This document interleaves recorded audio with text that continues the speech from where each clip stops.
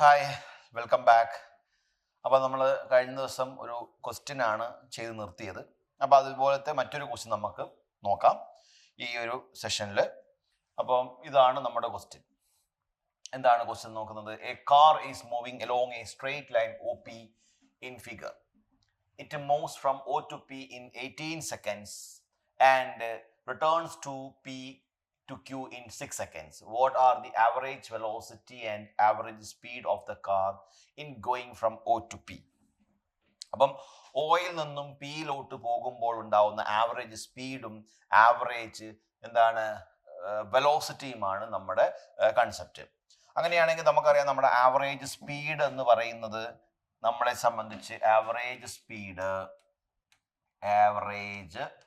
Speed is equal to നമുക്ക് എന്ത് കൊടുക്കാം? Total distance divided by total distance travelled divided by total time ആണ്. Okay, അപ്പൊ ഇവിടെ നമുക്ക് ടോട്ടൽ ഡിസ്റ്റൻസ് എടുക്കേണ്ടത് എവിടെ മുതൽ എവിടെ വരിക? O മുതൽ P വരിക. പിക്ചറിൽ അത് വളരെ വ്യക്തമാണ്. 360 മീറ്റർ ആണ്. ഓക്കെ, അപ്പൊ 360 മീറ്റർ ഡിവൈഡഡ് ബൈ അതിനെടുക്കുന്ന സമയം 18 സെക്കൻഡ് ആണ്. അപ്പൊ നമുക്ക് എന്ത് ചെയ്യാം? അവിടെ 18 സെക്കൻഡ് എന്ന് കൊടുത്തേക്കാം. അങ്ങനെയാണെങ്കിൽ ഇത് നമുക്ക് കട്ട് ചെയ്ത് കളഞ്ഞാൽ നമുക്ക് എത്ര കിട്ടും? 20 മീറ്റർ പെർ സെക്കൻഡ് എന്ന് കിട്ടും. അപ്പൊ ഇതാണ് നിങ്ങളുടെ ഏത് ആവറേജ് സ്പീഡ്. അങ്ങനെയെങ്കിൽ എന്താണ് ആവറേജ് വെലോസിറ്റി എന്ന് ചോദിച്ചാൽ average velocity is equal to അവിടെ നമ്മൾ എഴുതേണ്ടത് എന്താണ്? ടോട്ടൽ ഡിസ്പ്ലേസ്മെന്റ് അല്ലേ? അവിടുത്തെ ഡിസ്പ്ലേസ്മെന്റ് എത്ര ഡിവൈഡഡ് ബൈ എന്താണ്? Total time divided by total time. അപ്പൊ ഡിസ്പ്ലേസ്മെന്റ് O to Pയില് ഡിസ്പ്ലേസ്മെന്റ് നമ്മൾ നേരത്തെ പറഞ്ഞ 360 മീറ്റർ തന്നെയാണ്. 360 മീറ്റർ ഡിവൈഡഡ് ബൈ അതിനെടുത്ത സമയം എത്രയാണ്? 18 സെക്കൻഡ് തന്നെയാണ്. അപ്പൊ ആൻസർ ആയിട്ട് നമുക്ക് 20 മീറ്റർ പെർ സെക്കൻഡ് എന്ന് കിട്ടും. ഓക്കെ, അതായത് നമ്മൾ ചോദിച്ച ഈ ചോദ്യത്തിന്റെ ഉത്തരം എന്താണ്? രണ്ടും എന്താണ്? 20 മീറ്റർ പെർ സെക്കൻഡ് തന്നെയാണ്. വളരെ ഈസി അല്ലേ? അപ്പൊ ഇങ്ങനെ ഉണ്ടാവുന്ന ചെറിയ ചെറിയ ന്യൂമറിക്കൽ ക്വസ്റ്റ്യൻസ് നിങ്ങളുടെ എക്സാമിന് കിട്ടും. ഓക്കെ, അപ്പൊ ഇനി നമുക്ക് എന്ത് ചെയ്യാം? നമുക്ക് ഇതിന്റെ അടുത്ത ക്വസ്റ്റ്യനിലേക്ക് നീങ്ങാം. അപ്പൊ അടുത്ത ക്വസ്റ്റ്യൻ എന്താ നമുക്ക് നോക്കാം. സോ ക്വസ്റ്റ്യൻ ഇതാണ്. ഫ്രം ദി എബവ് ക്വസ്റ്റ്യൻ, അതായത് തൊട്ട് മുന്നേ നമ്മൾ ചർച്ച ചെയ്ത ക്വസ്റ്റ്യനിൽ what are the average velocity and average speed of the car in going from O to P and back to Q? അപ്പൊ ഈ ഒരു ചോദ്യത്തിന് നമുക്ക് എന്ത് ചെയ്യാം? ആ ഒരു ഫിഗർ നമ്മൾ ഒന്നുകൊണ്ട് കോപ്പി പേസ്റ്റ് ചെയ്യാം. എന്താണ് ആ ഫിഗർ? ഇതായിരുന്നു ആ ഫിഗർ അല്ലെ? O to Q 240 മീറ്ററും Q to Pയിലെത്തുമ്പോൾ 360 മീറ്ററുമായിട്ട് അത് മാറിയിട്ടുണ്ട്. അപ്പൊ ഈ ഫിഗർ ഞാനൊന്ന് അപ്പുറത്തോട്ട് മാറ്റി വരയ്ക്കുവാണ്. അപ്പൊ നമ്മൾക്ക് എഴുതി വരച്ചു നോക്കാം. സോ കൺസെപ്റ്റ് ഈ കാണിച്ചിരിക്കുന്ന വെഹിക്കിള് ഇതോടെ നമുക്ക് ഇങ്ങനെ പോയിട്ടുണ്ട്.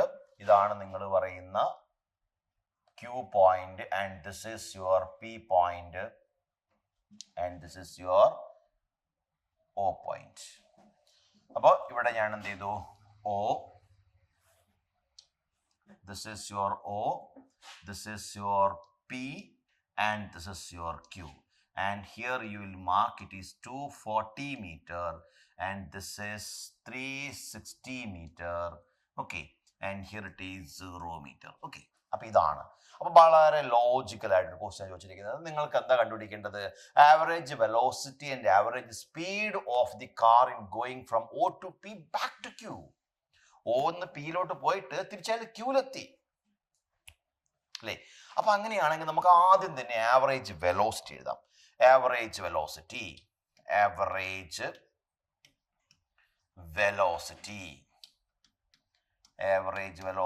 Is equal to total displacement അല്ലെ? ഡിസ്പ്ലേസ്മെന്റ് ഡിവൈഡഡ് ബൈ നമുക്ക് എന്ത് കൊടുക്കാം? Total time. ഓക്കെ, അങ്ങനെയെങ്കിൽ ടോട്ടൽ ഡിസ്പ്ലേസ്മെന്റ് നമ്മൾ എന്താ പറഞ്ഞത്? ഡിസ്പ്ലേസ്മെന്റ് പാത്തിനെ ഡിപ്പെൻഡ് ചെയ്യുന്നില്ല, ഇനീഷ്യൽ ആൻഡ് ഫൈനൽ പൊസിഷനെ മാത്രമേ ഡിപ്പെൻഡ് ചെയ്യുന്നുള്ളൂ. അപ്പൊ ഇനീഷ്യൽ പൊസിഷൻ 0-ലും ഫൈനൽ പൊസിഷൻ 240-ലുമാണ്. അതുകൊണ്ട് ഡിസ്പ്ലേസ്മെന്റ് നമ്മൾ എത്ര എടുക്കും? 240 metre divided by time. O to P വരെ 18, തിരിച്ചിങ്ങോട്ട് എത്രയാണ്? 6 സെക്കൻഡ് സമയമാണ് നമുക്ക് ഇവിടെ പറഞ്ഞിരിക്കുന്നത്. അതായത് തൊട്ട് മുമ്പത്തെ ക്വസ്റ്റ്യനിൽ തിരിച്ച് 6 സെക്കൻഡ് ആണ് പറഞ്ഞിരിക്കുന്നത്. അതുകൊണ്ട് ടോട്ടൽ ടൈം എന്ന് പറയുന്നത് 18 + 6 ആണ്. That is equal to 240 divided by 24. Then now your answer is 10 meter per second. Okay, അപ്പം നിങ്ങളുടെ ആവറേജ് വെലോസിറ്റി എത്ര കിട്ടി? 10 മീറ്റർ പെർ സെക്കൻഡ് കിട്ടി. ഇനി അടുത്തത് എന്താ? ആവറേജ് സ്പീഡാണ്. Average speed. അപ്പൊ ആവറേജ് സ്പീഡ് എന്ന് പറയുമ്പം നമ്മൾ അതേ ഇക്വേഷനകത്ത് ഇങ്ങനെ എഴുതും: total distance divided by total time. Total distance divided by total time. അപ്പം ഈ ഡിസ്റ്റൻസ് പാത്തിന് ഡിപ്പെൻഡ് ചെയ്യും. അപ്പോൾ O to P 360 മീറ്ററും അവിടുന്ന് ഇങ്ങോട്ട് P to Qയിലേക്ക് ഒരു 120 മീറ്ററും ഉണ്ട്. അപ്പൊ 480 മീറ്റർ ആണ് നമുക്ക് എന്ത് കിട്ടാൻ പോകുന്നത്? ഡിസ്റ്റൻസ് എന്ന് പറഞ്ഞാൽ 360 + 120. ടൈമോ നമുക്ക് നേരത്തെ എഴുതിയ അതേ ടൈം തന്നെയാണ്, 18 + 6. അപ്പൊ നമുക്ക് എത്ര കിട്ടും? 360 + 120 480 divided by 24. So your answer is 20 metre per second. Got it? അപ്പൊ നമ്മുടെ ഓപ്ഷൻ ഏതാ വരുക? സ്പീഡ് വെലോസിറ്റി 10 വരും അല്ലേ? സ്പീഡ് നമുക്ക് എത്ര കിട്ടും? 20 കിട്ടും. So this is your right option. മനസ്സിലായോ? അപ്പൊ ഇത് നിങ്ങൾക്ക് ഈ 2 ക്വസ്റ്റ്യൻ നിങ്ങളെ ചെയ്യിപ്പിക്കുന്നതിന് പിന്നിലുള്ള ഒരു കാരണവും കൂടി ഇതാണ്. നിങ്ങൾക്ക് ഡിസ്റ്റൻസും ഡിസ്പ്ലേസ്മെന്റും തമ്മിലുള്ള വ്യത്യാസവും വെലോസിറ്റിയും സ്പീഡും തമ്മിലുള്ള വ്യത്യാസവും ആവറേജ് വെലോസിറ്റിയും ആവറേജ് സ്പീഡിലും വ്യത്യാസം വളരെ നന്നായിട്ട് മനസ്സിലാക്കാൻ സാധിക്കും. അപ്പൊ ഇതൊരു ന്യൂമറിക്കൽ എന്നതിലുപരിയായിട്ട് ഈ പറയുന്ന എന്താണ് വേരിയബിൾസ് എല്ലാം എന്താണെന്ന് നന്നായിട്ട് മനസ്സിലാക്കാനും കൂടെ ഒരു വഴിയാണ് solving these kind of questions. Okay, so let us go to the next. See the question. A car covers first half of the distance between two places at a speed of 40 km/h and second half of distance at 60 km/h. Average speed of the car. അപ്പം ആദ്യത്തെ പകുതി നമുക്കൊന്ന് വരച്ചു നോക്കാം. ആദ്യത്തെ പകുതി ഇതാണ് നമ്മളുടെ റോഡ്. ഓക്കെ, അപ്പൊ നമുക്ക് എന്ത് ചെയ്യാം? ഇവിടെ ഈ കാണുന്ന ഇതാണ് നമ്മുടെ കാറ്. ഓക്കെ, ഈ കാറ് ഈ യാത്രയുടെ പകുതി എന്ന് പറയും അല്ലെ? ടോട്ടൽ ഡിസ്റ്റൻസ് ഞാൻ എന്തെടുക്കുവാണ്? 2x എന്ന് അങ്ങോട്ട് സങ്കല്പിച്ചോ. അങ്ങനെയാണ് അതിന്റെ പകുതി എന്ന് പറയുമ്പോൾ എത്ര ഉണ്ടാവുള്ളൂ? x അല്ലേ ഉണ്ടാവുള്ളൂ. അപ്പോൾ ഈ കാണുന്ന പോലെ മൊത്തം ഡിസ്റ്റൻസ് 2x ആണെങ്കിൽ അതിന്റെ പകുതി x എന്ന് എടുക്കാം നമുക്ക്. അപ്പോൾ ആദ്യത്തെ പകുതി എത്ര സ്പീഡിലാണ്? 40 കിലോമീറ്റർ സ്പീഡിലാണ്. 40 km/h സ്പീഡിലാണ്.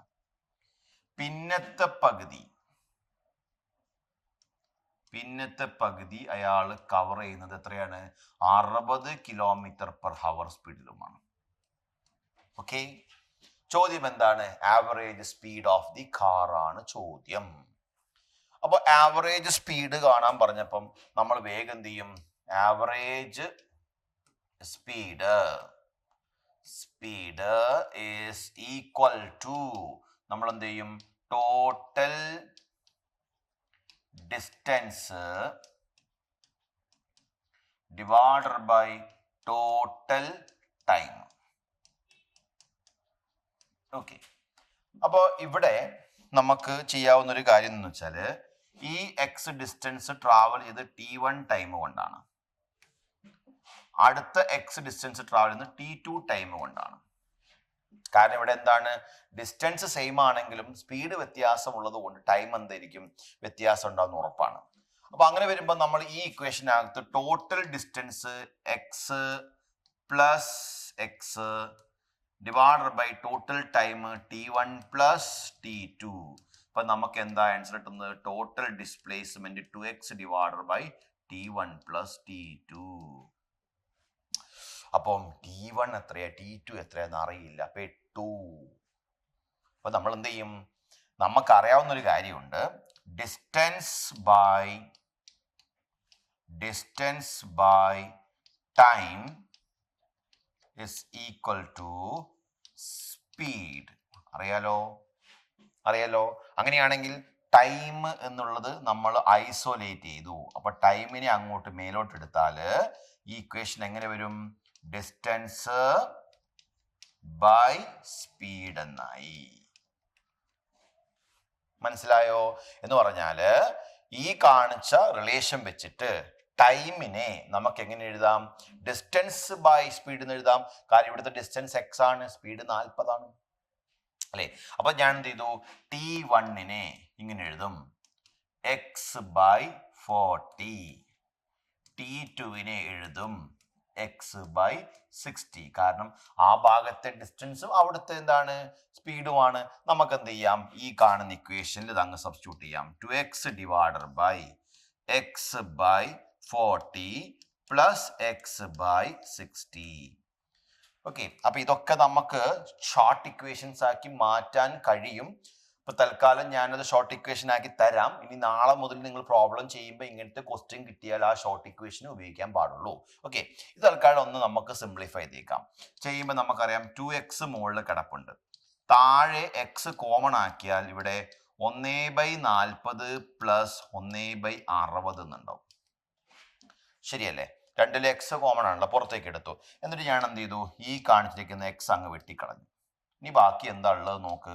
2 divided by 1/40 plus 1/60. Numerical side നിങ്ങൾ എങ്ങനെ ചെയ്യുന്നു എന്നുള്ളത് നിങ്ങളുടെ സ്കില്ലിനനുസരിച്ചാണ്. അപ്പൊ തൽക്കാലം ഞാൻ സോൾവ് ചെയ്ത് ഇങ്ങനെയാണ്. 2/60 plus 40 divided by 60 into 40. Okay, LCM എടുത്തു ഞാൻ. എത്രയാണ്? 60 ഇൻറ്റു 40 LCM എടുത്തപ്പോൾ അതിനങ്ങ് ക്രോസ് മൾട്ടിപ്ലൈ ചെയ്തു. അപ്പൊ നമുക്ക് എങ്ങനെ കിട്ടും ഇതിന്റെ ആൻസർ? 2 ഇൻറ്റു അല്ലേ, ഈ 60 ഇൻറ്റു 40 മേലേക്ക് വരും. 60 ഇൻറ്റു 40 ഡിവൈഡഡ് ബൈ താഴെ 60 പ്ലസ് 40. മനസ്സിലായല്ലോ? ഓക്കെ, അങ്ങനെയാണെങ്കിൽ താഴെ 100 എന്ന് കിട്ടും, മേലെ നമുക്ക് എത്ര കിട്ടും? നമുക്ക് 4800 എന്ന് കിട്ടും. ഡിവൈഡഡ് ബൈ നമുക്ക് എത്ര കിട്ടും? 100 എന്ന് കിട്ടും. 0 അങ്ങ് കട്ട് ചെയ്തേക്ക്, നമുക്ക് എന്ത് കിട്ടും? 48 എന്ന് കിട്ടും. അതായത് ആവറേജ് സ്പീഡ് എത്രയാണ്? 48 km/h എന്ന് നമുക്ക് കിട്ടും. ഓക്കെ, അപ്പൊ ഇതാണ്. അപ്പൊ നാളെ മുതൽ ഡിസ്റ്റൻസ് തുല്യമാണെങ്കിൽ നിങ്ങൾ ആവറേജ് സ്പീഡ് പറയാൻ നിങ്ങൾ ഇനി ഈ ഇക്വേഷൻ ഉപയോഗിച്ചാൽ മതി. 2 into V1 into V2 divided by V1 plus V2 കേട്ടോ. ഈ ഇക്വേഷൻ ഉപയോഗിച്ചാൽ മതി. അതായത് ഇപ്പൊ നിങ്ങൾ ലാസ്റ്റ് എഴുതി നോക്കിയാൽ മതി. 2 into 60 into 40 divide by 60 plus 40. അപ്പോൾ ഇതാണ് നിങ്ങളുടെ ഷോർട്ട് ഇക്വേഷൻ. ഓക്കെ, അപ്പൊ നമുക്ക് ഇനിയിപ്പോ ഒബ്ജക്റ്റീവ് ടൈപ്പ് പരീക്ഷ ആണെങ്കിലും ഇനി അഥവാ നമ്മുടെ ബോർഡ് പരീക്ഷയുടെ ക്വസ്റ്റ്യൻ ആണെങ്കിലും ഇങ്ങനെയൊരു ചോദ്യം ചോദിക്കുമ്പോൾ നേരെ ഈ ഇക്വേഷൻ എഴുതി അതിൽ വാല്യൂ സബ്സ്റ്റിറ്റ്യൂട്ട് ചെയ്തിട്ട് ഉത്തരം പറഞ്ഞു കൊടുത്താൽ മാത്രം മതി. ഇത്രയും സ്റ്റെപ്പുകളൊന്നും എഴുതേണ്ട കാര്യമില്ല. പിന്നെ ഇത് നിങ്ങൾക്ക് മനസ്സിലാകാൻ വേണ്ടിയിട്ട് നമ്മളൊന്ന് വിശദീകരിച്ച് പറഞ്ഞതേ ഉള്ളൂ. ഇനി നാളെ മുതൽ നിങ്ങളത് ഉപയോഗിക്കുക. കാരണം ഈ ഇക്വേഷൻ എപ്പോഴാണ് ഉപയോഗിക്കേണ്ടതെന്ന് ചോദിച്ചു കഴിഞ്ഞാൽ എന്ത് തുല്യമാകുമ്പോഴാണ്? ഈ കാണിച്ചിരിക്കുന്ന ഡിസ്റ്റൻസ് തുല്യമാകുമ്പം, അതായത് ഹാഫ് എന്ന് പറയുമ്പോഴൊക്കെയാണ് നമ്മൾ ആ ഇക്വേഷൻ ഉപയോഗിക്കേണ്ടത്. ഓക്കെ, മനസ്സിലായല്ലോ? ഇനി നമുക്ക് അടുത്തിലേക്ക് നീങ്ങാം. ഇതാണ് question. Displacement of A point moving along a straight line is given by s equal to 4t square plus 5t minus 6. Here s is in centimeter and t is in second. Calculate initial speed of the particle and speed at t is equal to 4 seconds. ഇത് നമ്മുടെ ഫിസിക്സിൽ ചില കാര്യങ്ങൾ നിങ്ങൾക്കറിയാം. അപ്പം quantities എപ്പോഴും ഒരു fixed value ആയിരിക്കത്തില്ലല്ലോ, അതൊരു വേരിയബിളാണ്.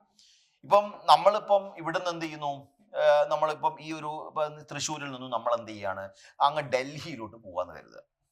അപ്പൊ ഈ ഡൽഹിയിലേക്ക് പോകുമ്പം നമുക്കറിയാം ഡൽഹിയിൽ എത്തുന്ന ഒരു ദിവസം എന്ന് പറഞ്ഞാൽ അതൊരു ടോട്ടൽ ഡ്യൂറേഷൻ ആണ് നമ്മൾ നോക്കുക. എന്ന് പറഞ്ഞാൽ ഇവിടെ നിന്ന് പോയി നാളെയല്ല മറ്റന്നാൾ, അതിന് 2-3 ദിവസം കഴിഞ്ഞ് നമ്മൾ അവിടെ എത്തിയെങ്കിൽ ആ ഒരു ഡ്യൂറേഷൻ നമുക്കറിയാം, സഞ്ചരിച്ച ടോട്ടൽ ഡിസ്റ്റൻസ് നമുക്കറിയാം. ഇത് വെച്ച് നമ്മൾ പറയുമ്പോൾ അത് ആവറേജ് സ്പീഡ് ആയിട്ട് മാറും. പക്ഷേ നമുക്കറിയാം സെയിം ഡേ നമ്മൾ ഡൽഹിയിൽ എത്തുന്നില്ല അല്ലെ, യാത്രയിൽ ഇന്ന് തുടങ്ങി ആ ഡേ തന്നെ നമ്മൾ ഡൽഹിയിൽ എത്തുന്നില്ല. അപ്പൊ നമ്മൾ എന്ത് ചെയ്യുകയാണ്, ഈ യാത്ര റൂട്ടിലൂടെ ഇങ്ങനെ പോയിക്കൊണ്ടിരിക്കുമ്പം പറയാണ്, അപ്പോൾ ഒരു 6 hours കഴിഞ്ഞപ്പോൾ നിങ്ങൾ എവിടെ എത്തി എന്ന് ഒരാൾ ചോദിക്കുകയാണ്. അപ്പൊ പറയും ഞാൻ ഇന്ന സ്ഥലത്ത് എത്തി, ഇത്ര ദൂരെയാന്ന് പറയാണ്.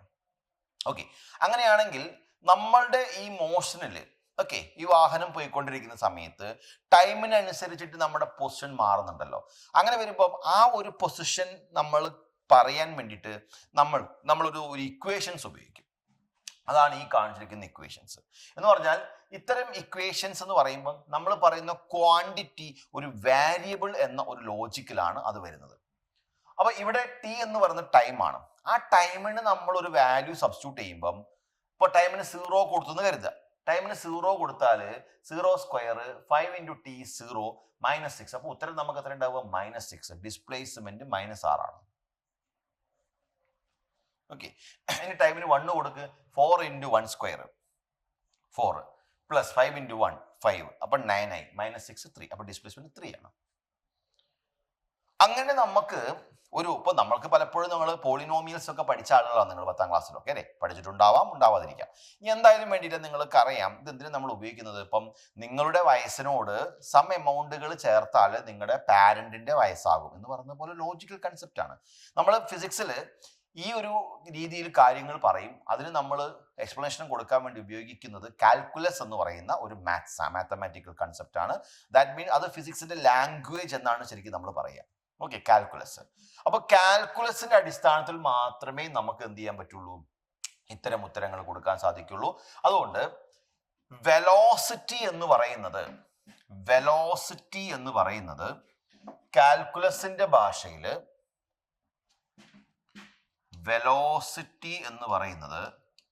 കാൽക്കുലസിന്റെ ഭാഷയിൽ പറയുവാണെങ്കിൽ that is rate of change of displacement. ഇങ്ങനെ എഴുതുക. Okay, ds/dt. അതുപോലെ ആക്സിലറേഷൻ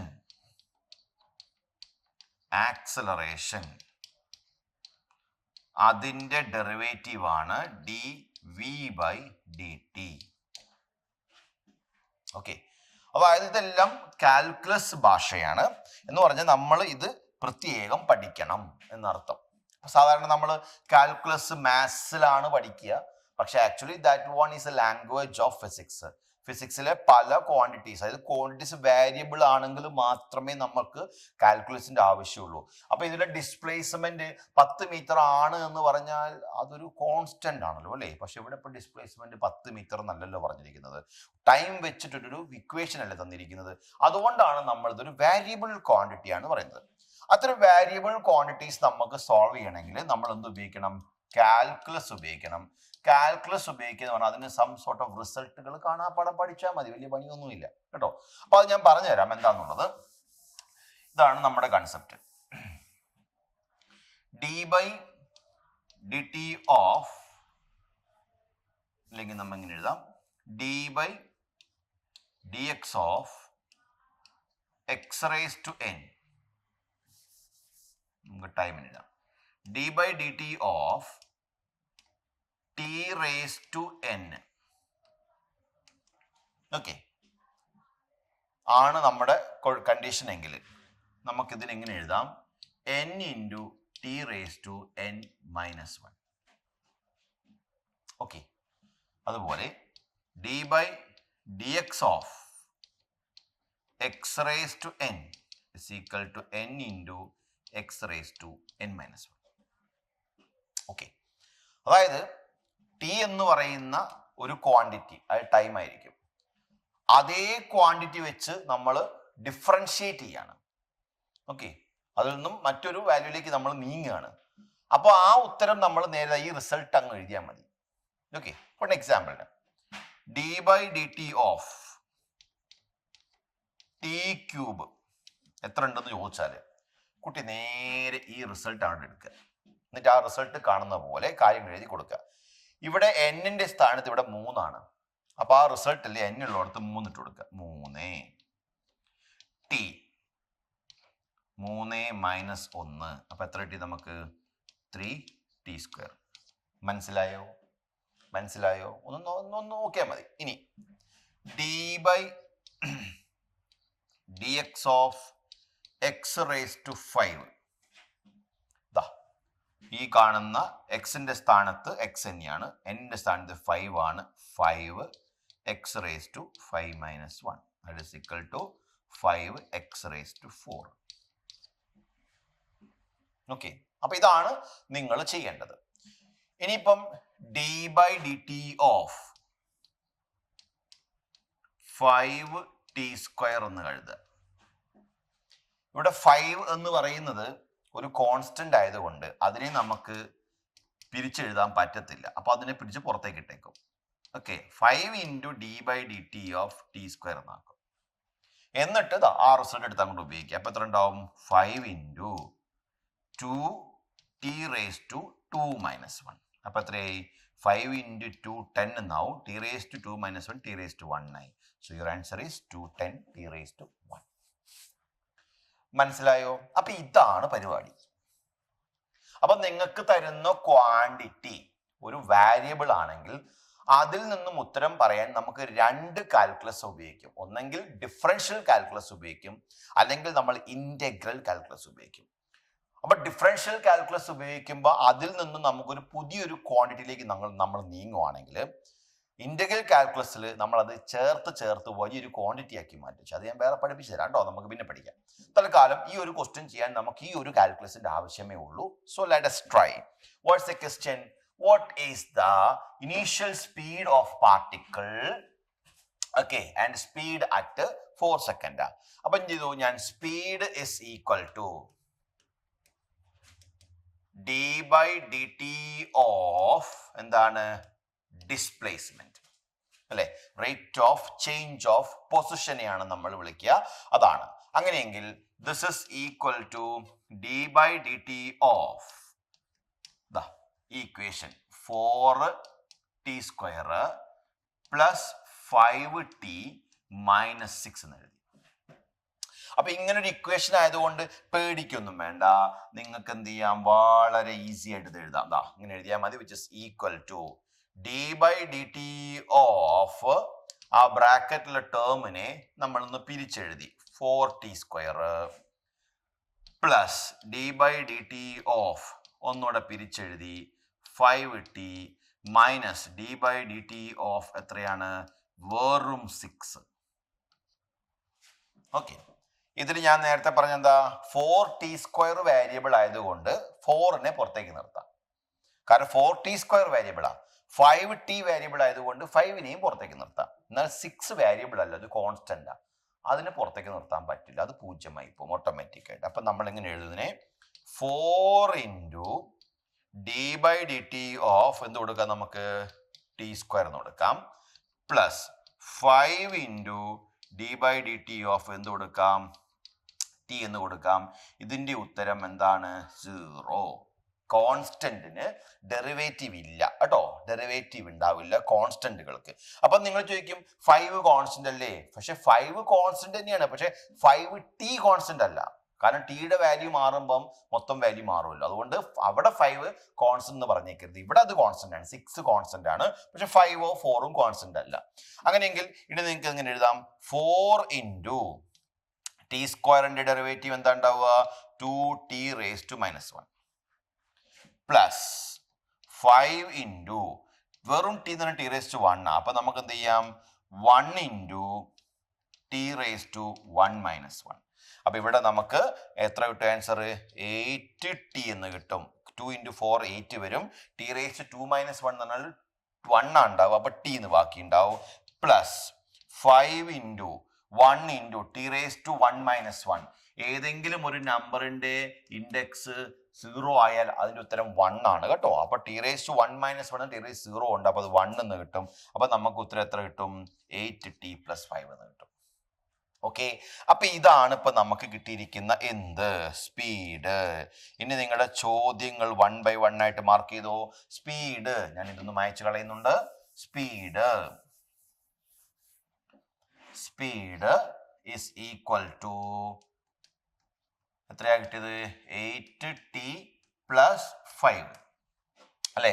ഇതാണ് ഇക്വേഷൻ. കണ്ടുപിടിക്കേണ്ടത് അതിന്റെ ഇനീഷ്യൽ സ്പീഡ്. ഓക്കെ, എത്ര ഇനീഷ്യൽ സ്പീഡ്? ഇനീഷ്യൽ സ്പീഡ് എന്ന് പറഞ്ഞാൽ ടൈം 0 ആകുമ്പോഴുള്ള സ്പീഡിനെയാണ് നമ്മൾ എന്ത് വിളിക്കുക? Initial speed. Okay, initial speed എന്ന് പറഞ്ഞാൽ ബ്രാക്കറ്റിൽ ടൈം 0 ആകുമ്പം ഉള്ള സ്പീഡ്. അപ്പൊ നമ്മൾ ഇങ്ങനെ കൊടുക്കും speed is equal to 8 × 0 + 5. 8 × 0 is 0, so answer is 5 m/s. Okay, അപ്പൊ ടൈം 0 ആകാനുള്ള സ്പീഡ് എത്രയാണ്? 5 m/s. ഒറ്റ ക്വസ്റ്റ്യനും കൂടി ഉണ്ട്, അതും കൂടെ ഞാൻ കംപ്ലീറ്റ് ചെയ്തേക്കാം. ഇനി t = 4 ആകുമ്പം ഓക്കെ എത്ര ഉണ്ടാവും? സ്പീഡ് അറ്റ് t = 4 സെക്കൻഡ് ആകുമ്പോൾ എത്ര ഉണ്ടാവും? നമ്മൾ കൊടുക്കാം സ്പീഡ് ഈസ് ഈക്വൽ ടു എത്രയാണ്? 8 × 4 + 5. ഓക്കെ, അപ്പൊ നമുക്ക് എന്ത് ചെയ്യാം?